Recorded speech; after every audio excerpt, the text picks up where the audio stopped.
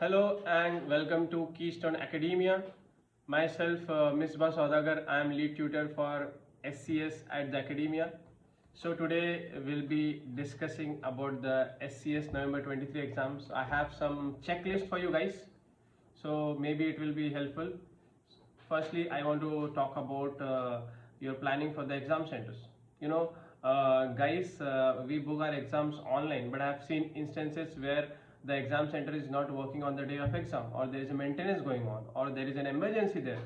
So this is a worst case scenario. The probability is very low, but as we know, impact can be very high. So please call them beforehand, see if they are operating, and if it is near your area, you can visit the exam center and get the confirmation if they are working. Or if you are visiting there, you can even see the computers and the laptops, the computers, the keyboard and everything they are providing there. Okay. Secondly, if you're writing exam from your home, so be careful with your internet. It's always good to do a demo with your internet. Keep your IDs ready, such as passport or driving license. And one more important thing when you're writing from exam center is you have to be waiting in the queue. Sometimes the proctor, usually there might be two proctor who will be watching you throughout the exams. So they'll be busy with other students. You have to be in the queue for almost 2 hours, sometimes 3 hours. Technically it should be done in 30 minutes, but I have seen instances where it can go up to 2 hours, even more than that. So be physically and mentally ready, have good food, with water you can be a little conservative that day because you cannot take a washroom break as well. Be careful, okay? Next thing is whenever you're writing from home or exam center, be composed. This is talk about so many times, right from our childhood, every exams. We have seen instances where people are or students are actually revising everything, or they are thorough with the subject, but once they go in the exam, they are shivering, they are forgetting, or maybe the first question is difficult, so they think like the entire thing will be difficult for them. So it's not like that. Be relaxed, nothing will come outside that. It will be all E3, P3, F3. It will be related to the pre-CIMA Bryce for this exam. If you have studied well, it should be within that. Okay, if you have not studied, it can be difficult, but if you are not composed, it will add to the challenges. Okay. Next thing is I would recommend is just before the exams, be relaxed. For example, if you're writing exam on Thursday, so Wednesday should be a relaxed day. You can just study for 3-4 hours maximum, relax. And even if you're writing on afternoon, Thursday afternoon, so morning, don't just spend hours of studying. Just a quick 1 hour should be fine, because you should be mentally relaxed. 3 hours of scrutiny or mental pressure, you will be there in exam. So if you are fresh, your brain will support you mentally, physically you will be more relaxed. Next thing is, when you go to the exam center, especially when you're writing from exam center, you have one edge over people writing from home is the scratch pad. You can make a lot of notes there. I know a lot of students are used to make hand notes. So if you're writing from exam center, you'll get the hand notes where you can make headers, make important points. The advantage of that is many times we think and we plan our answers, right? But when we go on writing, we might forget it. So it's good to write it, and then you can keep it into your actual answers. Okay. Going forward, I would want to say a very important of all of those is understanding the question. As from the examiner's report, even from my own experience, I have seen students misunderstanding the question. They have prepared everything, but they have just misunderstood it, and the entire answer went into different. So read it carefully. Don't just read once. You can read once, twice, thrice, then understand it. Many a times, let's say a 60% questions, which values for 30 marks, it can be 2 sub questions. They'll subdivide it with and, or, a comma. So be very careful. It will be 30% each. Okay. That's a very important thing. And once you start writing, I think using side heading can be a good option.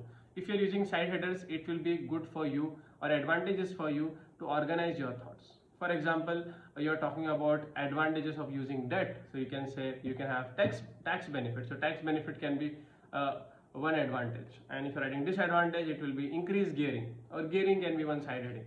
So side headers will make your answers more organized.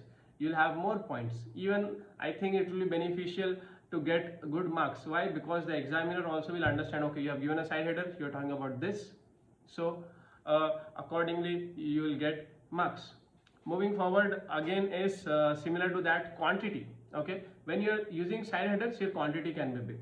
I know quality is what we talk about always, but imagine for 60%, that is 30 marks, if you write only 3 paragraphs, there is very rare probability or no probability that is a pass answer. So it's good to write big quantity. In this exams, quantity matters. It's not like a small conclusion you will give. It's not fill in the blanks or answer in one line. It's a open-ended question. So you have to use few pages of answers for every section.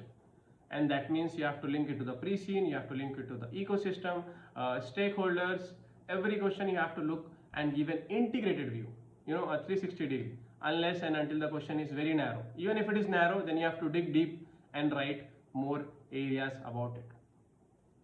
Moving forward, I think you can get good marks if you are using relevant examples. For example, currently we have AMR, an important topic might come in, that is autonomous mobile robots. So you can give examples of other companies who manufacture that, right? They are our competitors. Let's say Amazon is using certain AMR. So what company it is, go to their website, see what's going on in them. I think mergers and acquisition is still common in this industry. What kind of gearing ratio they have, how they are dealing with their stakeholders. So relevant examples can give you extra marks, and also it can be a good one to justify your answer, justify your recommendations. Okay, and last one I would say is attempt everything. Let's say there are 2 subsections, usually it's 2 or sometimes it's 3. So if one subsection doesn't make sense to you or maybe part of it, so don't get demotivated, just write something around it. Maybe out of total 3 sections, 1 section can be difficult, but that doesn't mean you have to leave it. Just attempt whatever you can, write something around it. There will be definitely something, if you have read the pre-scene, which you can make sense out of it. Use attached material, it can be a good thing for you as well. Okay, and lastly is about reviewing. Review your answers. When you're getting last 5 minutes in each section, please review it. I have seen people rushing and just completing their answer. No, if you write few lines less is fine, but review it. And what is the style to review your answer? First go and read the 1-line question, not the entire scenario, just 1-line question. Then read your answers. There might be spelling mistakes, there might be certain things you have missed completely, maybe a line or 2 you can add somewhere, or you have did some silly mistakes in editing. Okay, so the entire 5 minutes can be very useful. So please review all your sections. Sometimes those students are getting 78, 79. I think if they have reviewed their answer, they would have passed. Okay, so that's it for today. If you need more information, please get connected to us on LinkedIn, or you can get in touch with us on our website. So all the best for your exams. Thank you.